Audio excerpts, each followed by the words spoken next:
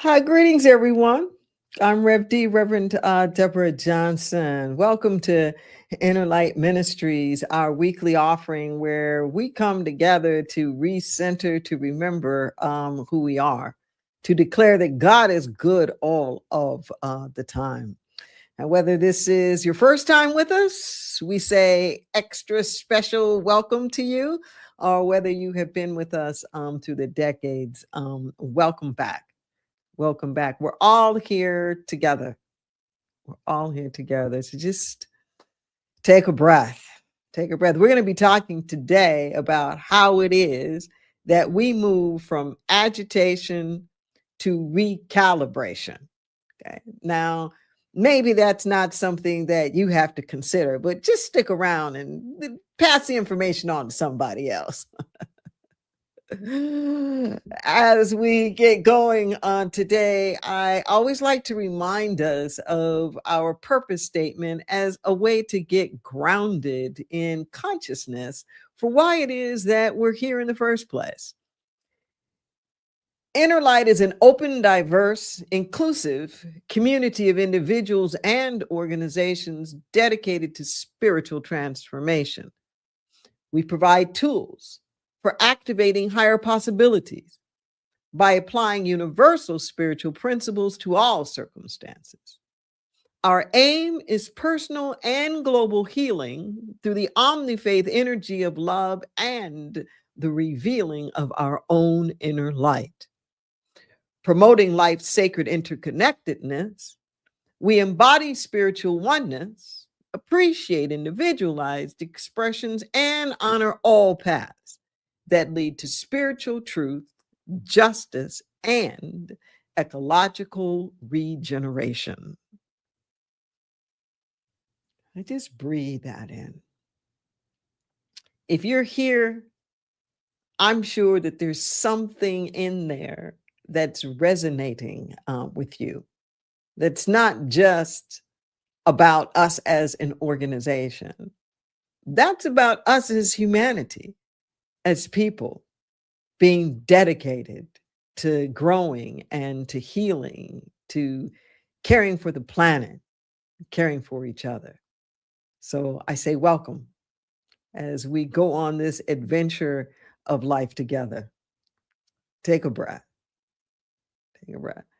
So as we talk about this movement from agitation to recalibration, it's something that has to be done on a very deliberate and conscious level. So we always try to provide you tools.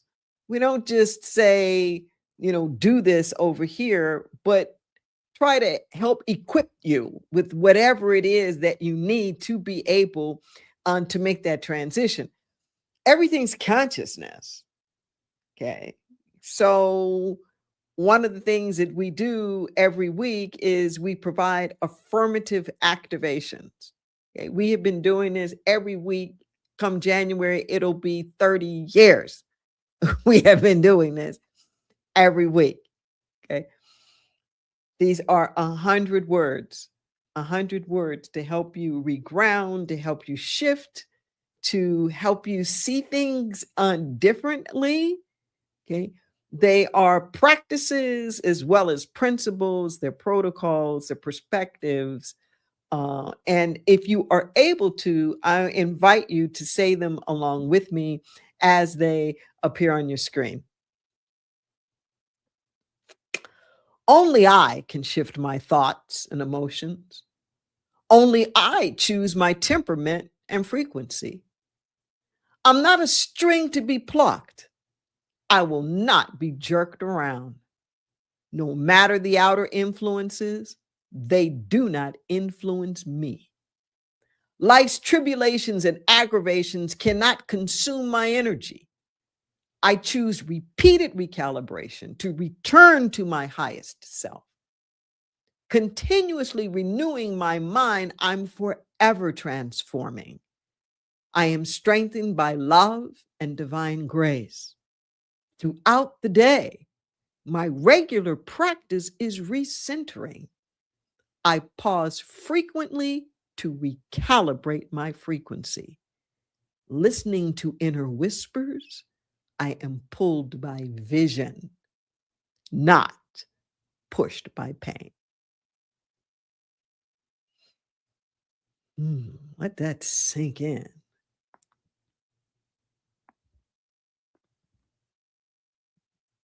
Notice if there are things that are there that you're resonating with. Maybe it's, I'm not a string to be plucked. I will not be jerked around.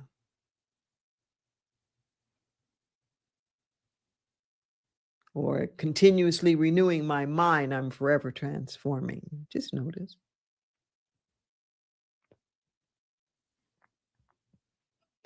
And notice if there are any things that are maybe calling you up a little bit, making you have to stretch. Maybe it's life's tribulations and aggravations cannot consume my energy.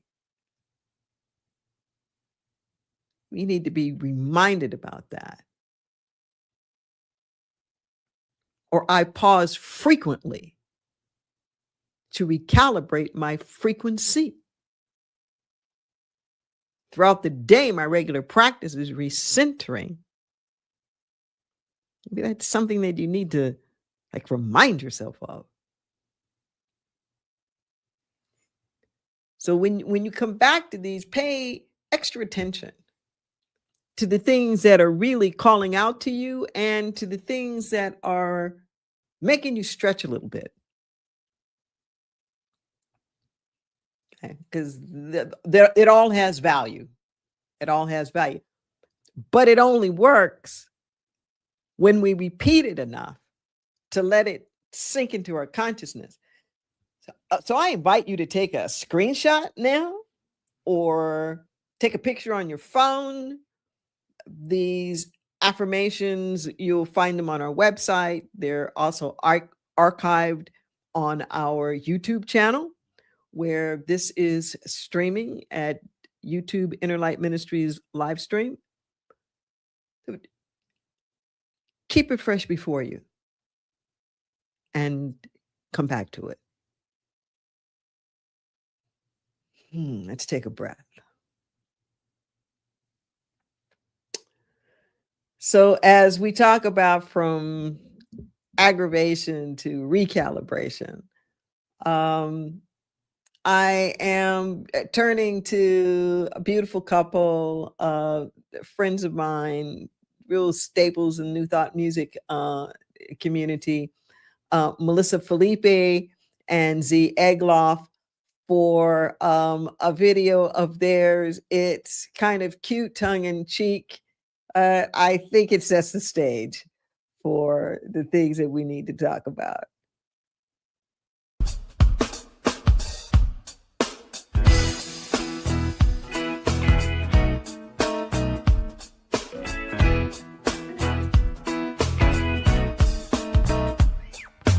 Meditated Monday morning, I was feeling good. Then I cut a guy off on the freeway, he misunderstood. He gave me a sign before I knew it, I gave it right back. Next thing I know, I'm feeling like a homicidal maniac. Sunday I went to church, walked out on a cloud. I was feeling pretty special, all holier than thou. Ran into my ex at the market, wished I were dead. Next thing I know, I'm crying, spent the rest of the day in bed. If I want peace, it's gotta start where I am. And I want peace, now I understand that I've been waiting for someone to show me the promised land. Now I'm gonna stop and be what I see. Yeah, I'll be peace.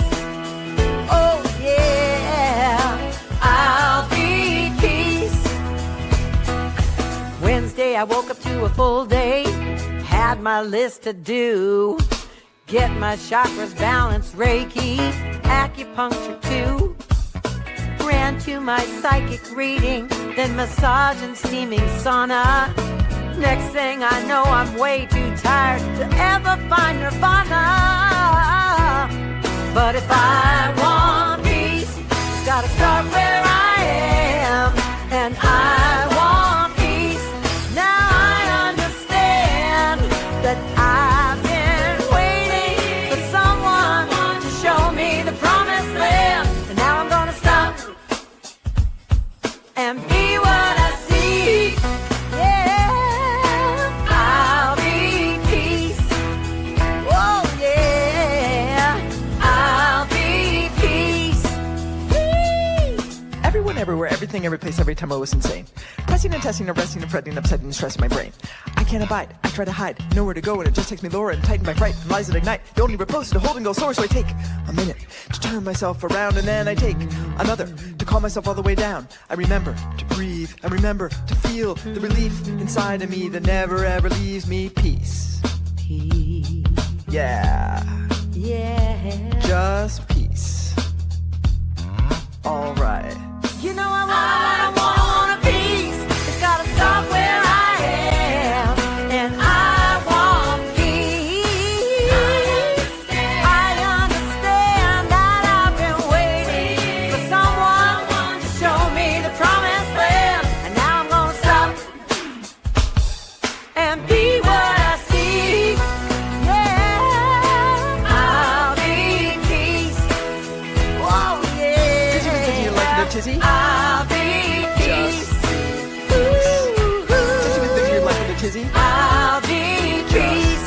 Oh, oh, oh, Dizzy, like a yeah. tizzy? I'll be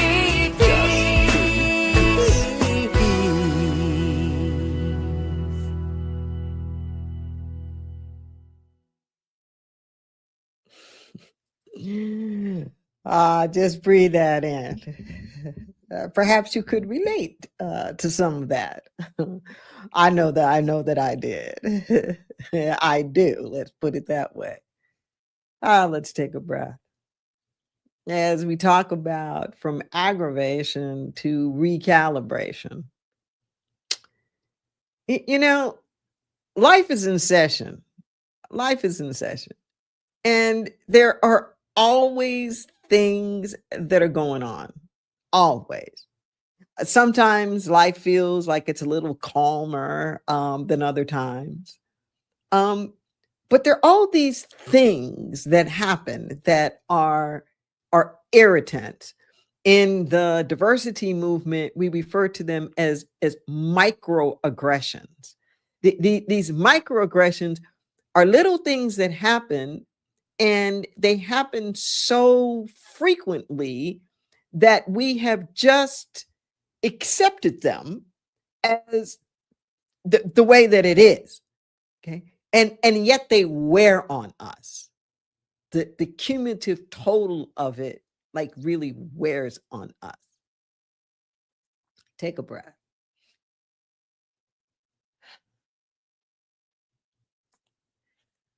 As human beings, we can only handle so much stress. We're not designed to be on high alert all of the time. But many of us are living that as a way of being, where we never exhale. We're always waiting for the next shoe to drop. We're busy, we're managing, we're hedging. There's just so much uncertainty that's going on. So this is not a judgment about you or me or anybody in particular. We're swimming in it. We're just swimming in it. And in this social political environment that's actually deliberate, that we're being bombarded with so much negativity, with so much authoritarianism, of so much withdrawing of liberties and all of the rest of that, that the idea is to just overwhelm you, make you feel helpless, have you just cave in and submit in advance. Okay, just believing, well, it can't be any different, so I might as well just like go along with this. When I think of that word agitate, it reminds me of a washing machine. Okay, the clothes get agitated in a washing machine. They're just kind of being tossed around this way and that way, and we can feel like that. We can feel like life is just tossing us around from here to there or whatever. But we have a choice. Do we simply try to survive, make it through the agitations, maybe decrease the agitations a little bit? Or do we do something else? Take a breath. We talk about being centered. We talk about being grounded. What being centered means is that you deliberately and consciously make the choice not to let the circumstances, the events, whatever it is that's going on in the outer world, make you tumble and toss around like you're in a washing machine. Okay. Being centered means that you turn within. That's the most important piece about all of this, is that you turn within and you recognize and you realize your spiritual sovereignty. Most of the time when we hear the word sovereignty, we think of it as a political term. It means a nation that's its own country. It has its own boundaries. It has its own laws. It has its own governance and its own currency and all of the rest of that. And yes, it lives within the broader world. It's not isolated, but it understands itself and it assumes responsibility, like for its own infrastructure and systems and people and all of the rest of that. It has to hold itself accountable to whatever it is, the economy, the well-being, the health, the technology, like of that country. Well, so it is with us. When I say your spiritual sovereignty, what I mean is that you're not your stuff. You're not the stuff of the world. That you are an essence that is transcendent of the things that are going on. Like it says in scripture, we are in the world, but we're not of it. It isn't us. We're in it, but we're not of it. That of also means from. We're not from it. We're from someplace else. So this is a choice. Listen to what I'm saying. It's a perspective. Take a breath. It is an identity. I want to say that again. It is an identity. It's that difference between seeing yourself as a noun, as an object, or as just the effect of all of the things that are going on in the world. as opposed to seeing yourself as one with cause itself, a sovereign spiritual being.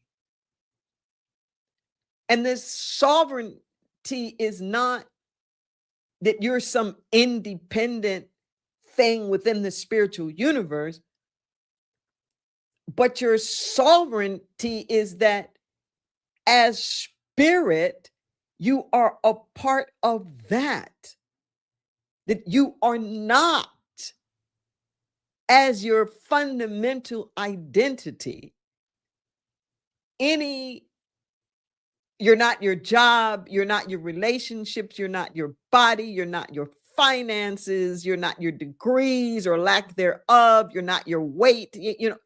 That's not who you are.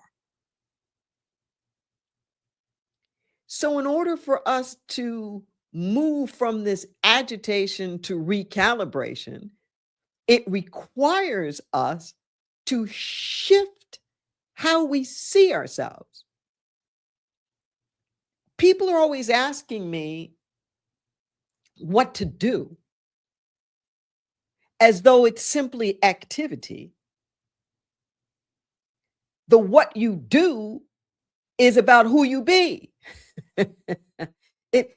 It's about who you become, how you see yourself. And I guarantee you now, if you walk around with the understanding of yourself as a spiritual being, you will find that you are less and less agitated.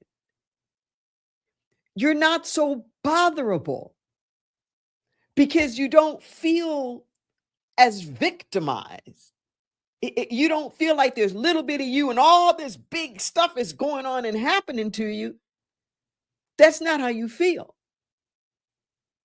So this going back to center is remembering the truth of who you are and standing there. In a tornado, there's a lot of agitation that's going on. But there's the eye of the storm. And the eye of the storm is the center, where it's actually quiet and peaceful. And everything else is swirling around. But it's the eye.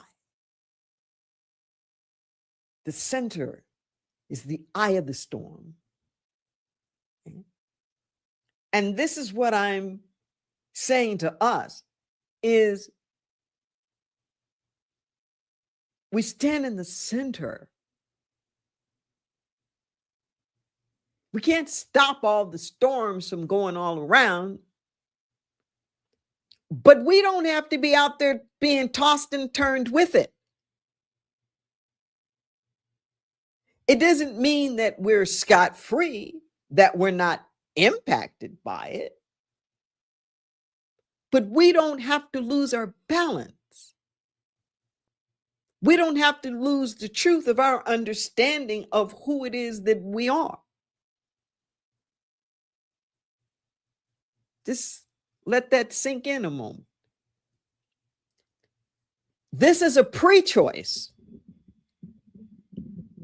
Most people are asking me how to get back to center, like once they've been knocked off, as though they can just go around in life, doing their thing, and oh, this thing happens, and oh, that thing happens, and okay, Rev D, now how do I get back? No. You make the choice before the day begins. Before you get out of bed. Before your feet hit the floor. You make the decision that centered is what you want to be. Too many people beat themselves up because they feel like they have it and then they lose it.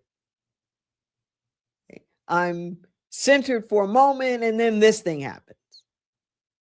And they feel like they're like this yo-yo kind of going up and down, or like, you know, the marionette with strings being pulled.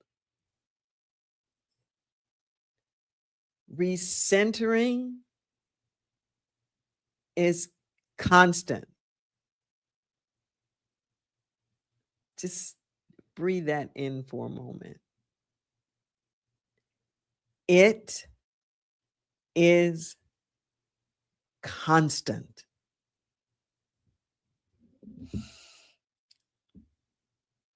I speak often of addiction and recovery because the process of recovery is fundamental to spiritual transformation. It is as though we get addicted to these behaviors and the agitations and all of the rest of that. And you know, it's interesting when I was saying that our body isn't designed to take on all these stressors, and yet the body is very, very adaptive. So as a defense mechanism, it will actually start to crave things that aren't even good for it. Isn't that interesting? That's how we get into addiction in the first place. That our body gets accustomed to it. At first it's rejecting, but then after a while it acclimates to it. Then it starts to crave it, to crave the sugar, the alcohol, the nicotine, like whatever that is, to crave the chaos, the confusion, the abusive relationship, starts to crave the stress, the being on the edge, where we become adrenaline junkies. More and more younger people, adrenals are already shot by the time they're in their 20s, just from playing war video games and things where they're constantly like killing and stressing and like living on the edge in their minds as they're playing these things out. And whether you're actually in combat or not, your emotions are going through all of that. Take a breath.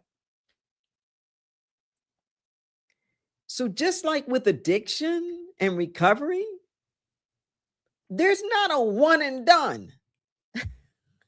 Okay? There's a vigilance. There's a vigilance.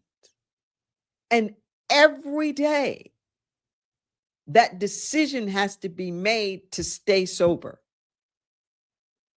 That decision has to be made to do the things that are going to be healthy, that are going to support being clean and sober. But it's a choice. And it's a daily choice. And anybody who's ever been in recovery knows it's a slippery slope. When you get a little too full of yourself and think, oh, like, I got this, okay, the temptation starts to come in. And, you know, it's like little stuff. Here, that one little cupcake. Oh, you know, it's so-and-so's birthday. What's a couple of beers? You know, at the bar. It's just a couple of beers. You know, it's just, oh, well, it's just this. It's like it's just that. And the moment that we give ourselves permission to start engaging in those things, it's a slippery slope. It's just one little cusser out. You know, I'll pray about it afterward. Okay. It's just one little white lie. I love that. How does it get to be a white lie? I don't know. But one little white lie, like it isn't that big of a deal. You know, this just a little bit of cheat. Just a little bit. Nothing big, nothing big. And then we compare that to like whatever somebody else has done. But then it gets you off your game. It gets you off your game. And you know, once you quote unquote like fall off the wagon, as far as the recovery programs go, you start back at zero in terms of your count. Okay? Because you have to build that muscle back up again. You have to build it all up again. Okay? Well, I'm not saying that you have to, every time you like slip or something, like feel like you got to go back to one, to day one. What I am saying though is recognize your vulnerability. Just recognize it. Stuff's going on. Stuff's going on.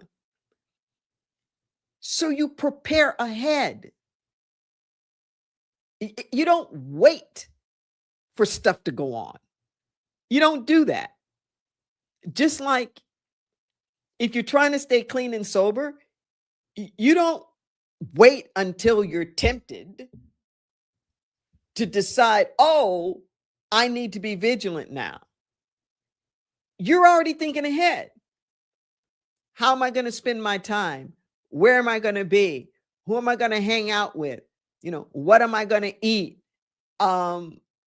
Where's my entertainment? Where's my fun, you know, going to come from?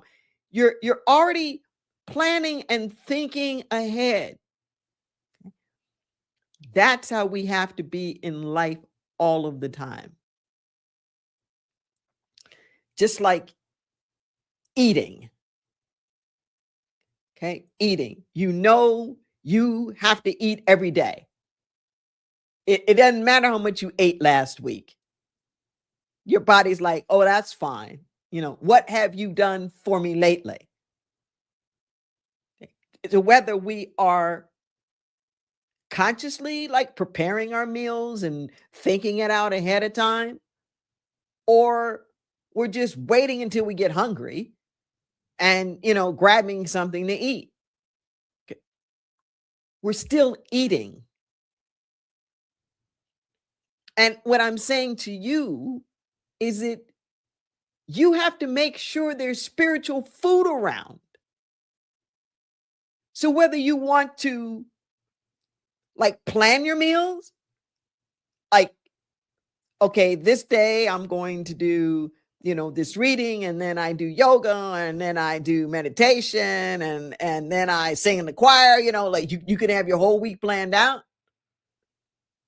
Okay. You can say, oh, okay, I'm not quite sure, but I know I'm going to eat at lunch. I'm going to have something for lunch. Okay. And then you literally go looking and searching for something, but you have the deliberate intent. You have the intent to find it. You have the intent to experience it. Okay. I like the word recalibrate. It really resonates with me. Because what I know is that we're always aligning with something. That everything is energy. Everything's frequencies. And what frequency are you tuning into? I make the analogy often of tuning a guitar, where it's constant. They're constantly tuning that guitar, even throughout the set. Well, it's the same thing with us. Life pulls on our strings and we have to constantly tune, constantly tune, constantly tune. But every string is being tuned to a particular note. And I just turning the knobs and tightening the string. There's a harmony between the strings and a certain pitch that is made, certain sound note, if you will, depending upon how it's calibrated, like how tightly it's twisted. It's the same thing with us, where sometimes we're a little flat. Yeah, sometimes we're a little sharp. But what is that note? Okay, what is that note that you're synchronizing with?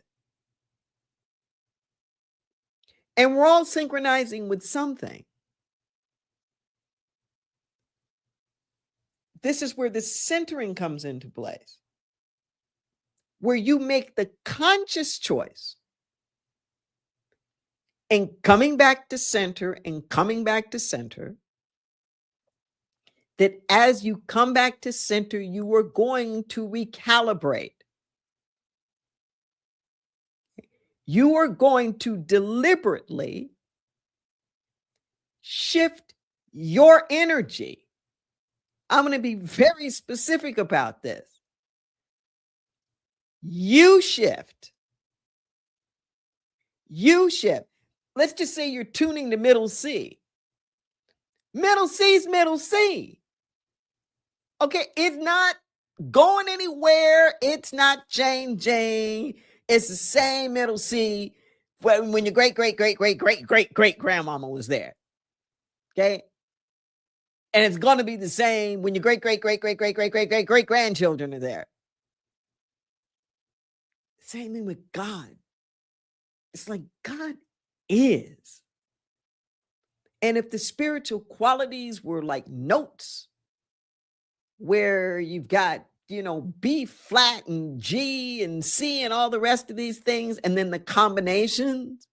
So you've got justice and love and integrity, and like these different combinations are coming together and striking these beautiful chords. You shift. You shift.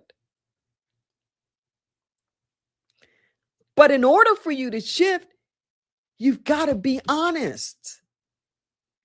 Like in the 12-step program, where you take your inventory. You take your inventory. You have to be consciously aware.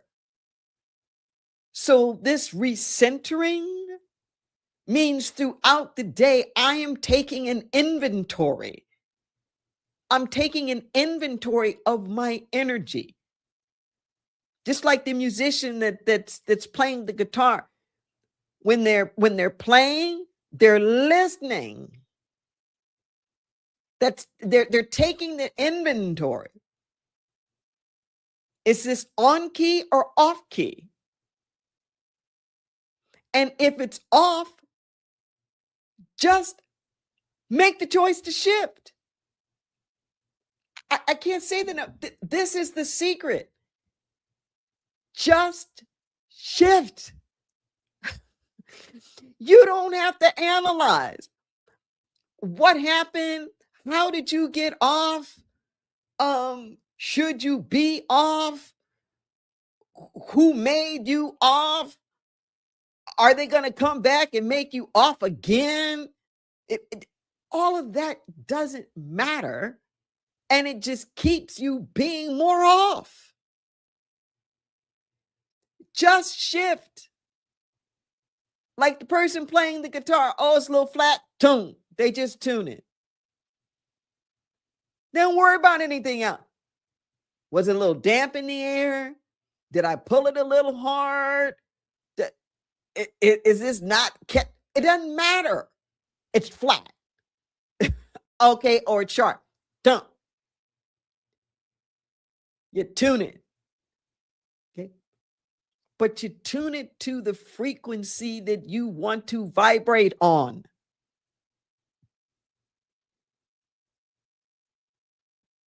Listen to what I'm saying.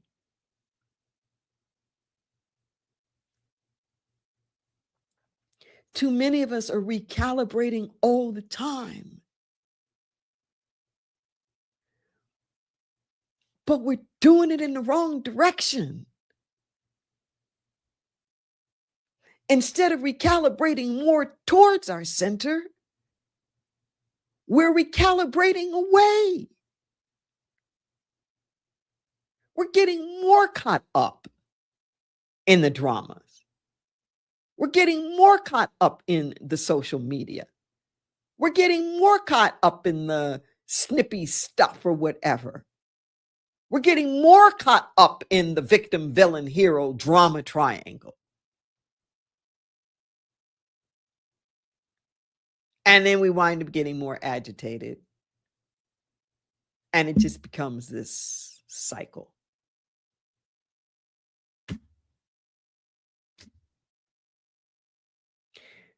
We have to be vigilant. And we have to be more vigilant. Listen to what I'm saying. We have to be more vigilant than any human being have ever had to be that ever walked the face of the earth.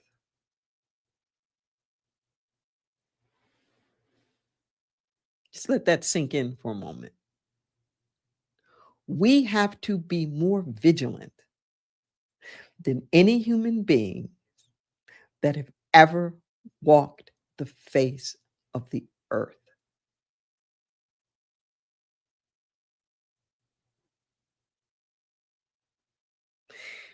We are bombarded.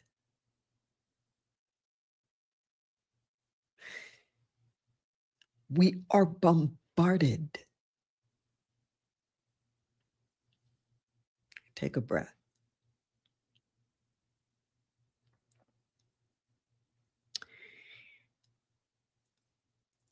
You know how you have to have a transmitter, like to pick up a certain signal? Our phones have become transmitters now. You don't even have to have a big TV with an antenna. And there are frequencies, million, just right now. Think of all of the television stations and cable stations and podcasts. Think of all of the cell phone conversations that are going. It's in the ethers. Energetically, it's all around us all the time. It has an impact on us. We have to be really vigilant.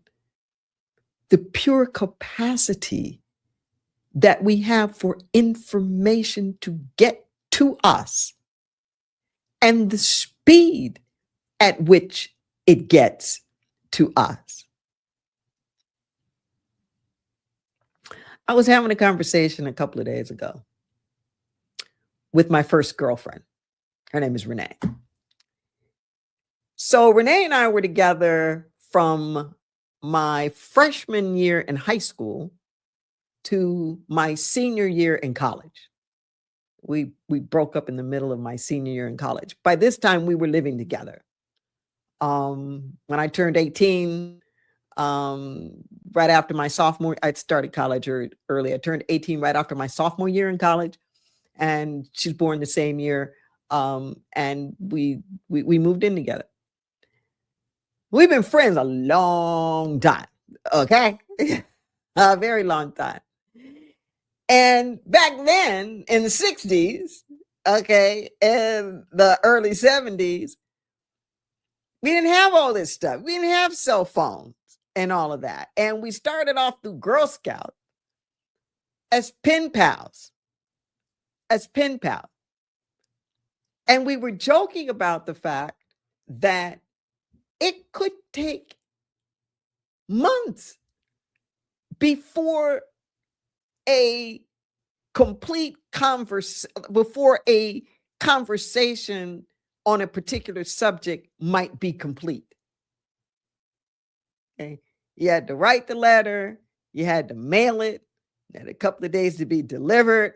The other person had to read it, write their letter response back to them, mail it, and like this back and forth with days and days and days in between. There was not the expectation of having it any earlier. We didn't have internet. We didn't have computers. We didn't have cell phone. You left the house, that was it. Nobody was calling you. If you could find a payphone that worked, like, good luck. But just the pure capacity for people to access you now. This is unheard of in human history. And these energy fields are all over the map. They're all over the map. And social media in particularly is thriving off the negative. That drives up its algorithms when there's fights and dissension and like all of the rest of that kind of stuff that just like heats it up and it becomes like the brawl, in the saloon or out on the field. There's, somebody that gets a foul and then there's some kind of retaliation. And then before you know it, both teams are out there, on the court or on the field, just going at it. We've kind of gotten reduced to that. And if you want the joy of life, if you want the sense of agency and standing in your own power and being able to see the possibilities, you got to stay spiritually clean and sober.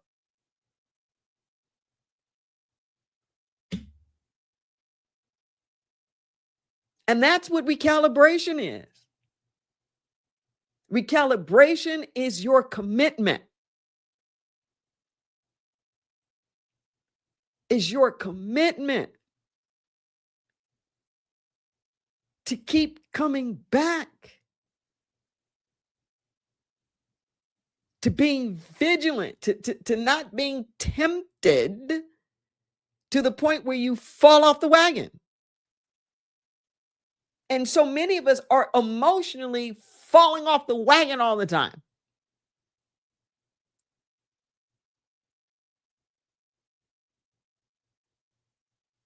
I'm not judging us for doing it. All I'm saying is that we don't have to. That's all. Some people get off on the drama. Some people post nasty things and they want to see how many likes that they can get on it or how many shares or views that it gets. Okay. But there's no peace there. There's no peace.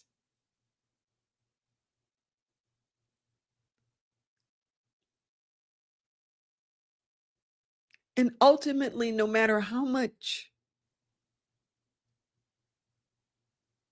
of that stuff you get,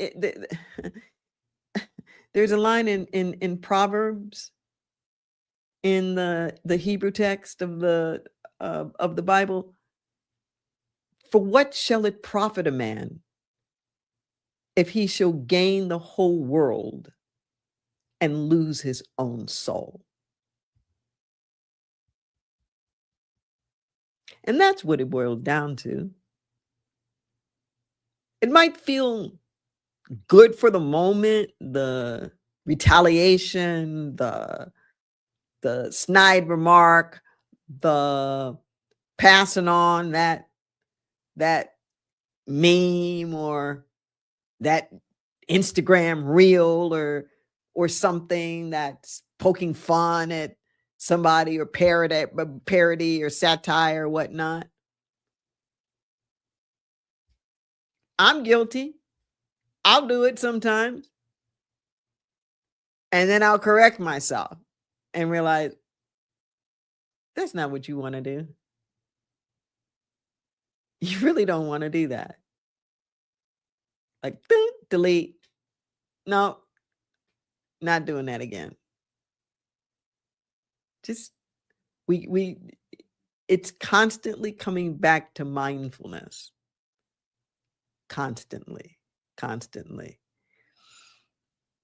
So as I conclude here, I want you to feel the difference.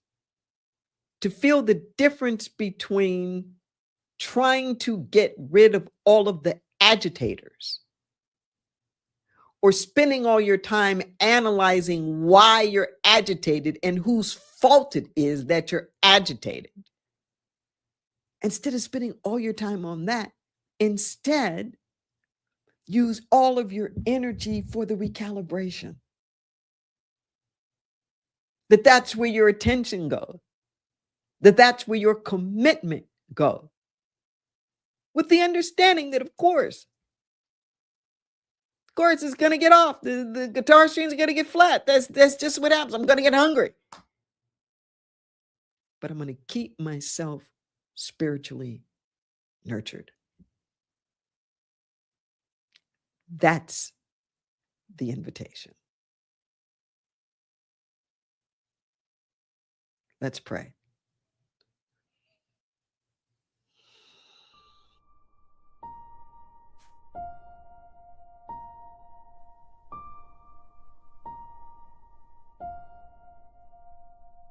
I give thanks in this moment. I give thanks in this moment for our spiritual sovereignty, for our pure capacity to know and to feel, for our pure capacity to be able to follow your voice, to love you, to choose to love each other. In this moment right now, we make that choice. We make that choice to feel, heal, and deal. We make that choice to remember who we are. We make that choice to rise above the rancor, the strife, to be lifted up. Lord, plant our feet on higher ground.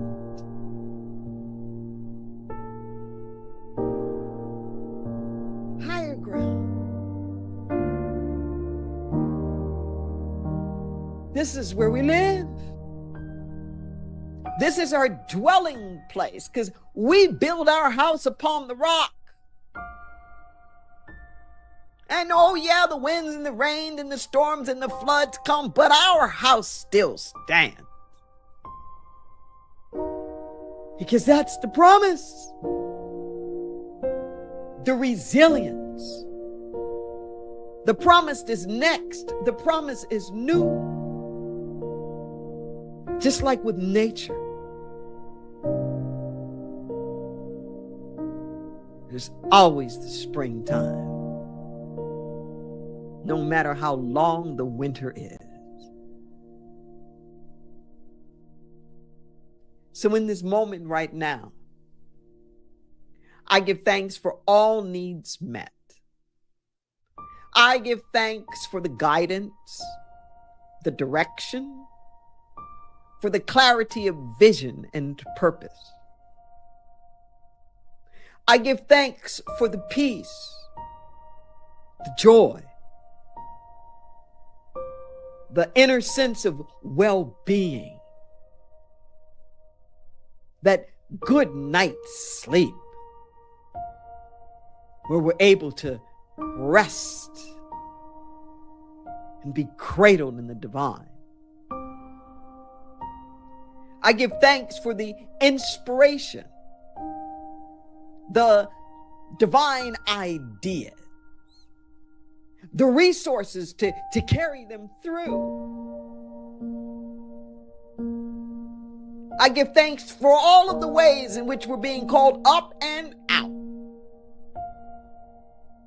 for the restoration of our homes, the restorations of our body temples, of our finances, of our political system.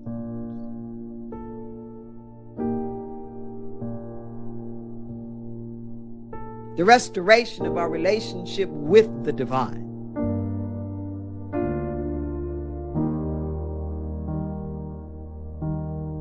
Forgive us. Holy Spirit, we know not what we do. Just bring us back into the fold. The Lord is our shepherd, and we shall not want. I give thanks for the manna from heaven, for the all needs met, for the financial sustenance, for food and for clothing, for shelter, for clean air and clean water, safety from harm's way, for education and community, for health care, for justice, for opportunity, for wisdom and balance. Oh, for all of this and so much more. And whatever it is our part to do in this, so be it, we do it. In the name of all of this holy, I pray. Get out of the way and let it be.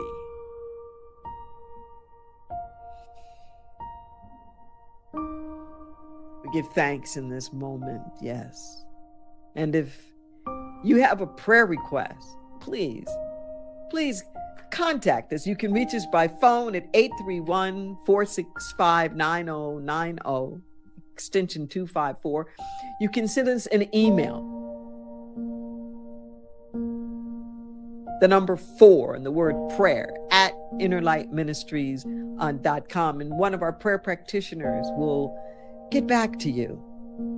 You don't have to go through anything alone. And even if you just want us to stand watch with you for the beautiful unfoldment of something, where 2 or more are gathered together, things multiply. Let us be part of that magnification of your goodness. Yes, for sure. We take a breath. And I invite you to go to our website and see the various activities and things that we have going on. And just to remind you, one more time, for those of you who actually live in the Santa Cruz area where we're headquartered, that our food bank is still going live and strong for decades. It is on Thursdays at noon. It's on the corner of Frederick and Laurel, where the or is it Broadway? Then it changes names. Where the Santa Cruz Bible Church is. We're there in the parking lot. Fresh fruits, vegetables, sometimes meat and milk and packaged goods and breads and just all kind of thing. And it's all free. All free. Okay. So avail yourself. Come get some for somebody else.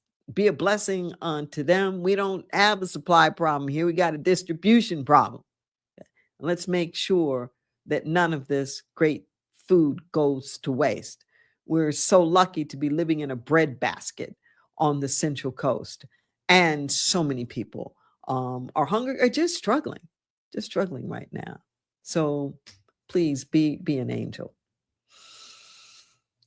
And speaking of distribution, as we move into our time of conscious giving, of offering thank you to all of you who have chosen to be recurring donors or who have been pledge partners for years. It really makes a difference. It really makes a difference. You are our backbone and you are our stability. And I want to invite everybody to make that choice. As you see coming on your screen, there are many different ways in which you can make that contribution, and know that every nickel, dime, and dollar honestly is going towards our programming and is going towards transformation. We're lean now. We don't have a whole bunch of overhead and all of the rest of that. We're not doing that anymore, so that our attention can be really focused on ministry. You'll see there's QR code that will let you do PayPal or any debit credit card. You can use any debit credit card with the text to give as well. And with the text to give, if you don't want to use a credit card, you can do an ACH and have it come through a particular financial institution. There's Zelle. You can do Cash App. If you're on our website, you can click the donate button there. If you have a check or something and you want to mail it in, our mailing address is there. The Venmo isn't acting quite right at the moment. It's taking us a long time to get that fixed, but I promise that we will. And just know that regardless of your methodology, that every nickel, dollar, and dime, like I said, is going towards healing and transformation. So we're gonna bless all of this right now. We're gonna bless these gifts, these tithes, these offerings, knowing that they come from the one and only true source resourcing themselves. We declare it all to be good and very, very good. We bless the gift and the giver. And so it is. And so it is. You know, it's not a one-way street. Your gift returns to you 1,000-fold. 1,000-fold. Well, that's our time together now. Thank you once again for being with us. I encourage you to follow us on social media, to subscribe to our YouTube channel, like us, let people know about this particular message. Come back to the affirmations. You can find them on the website. You can find them archived on YouTube. And as always, take this consciousness and multiply it. And multiply it. Peace and blessings to you. See you next week.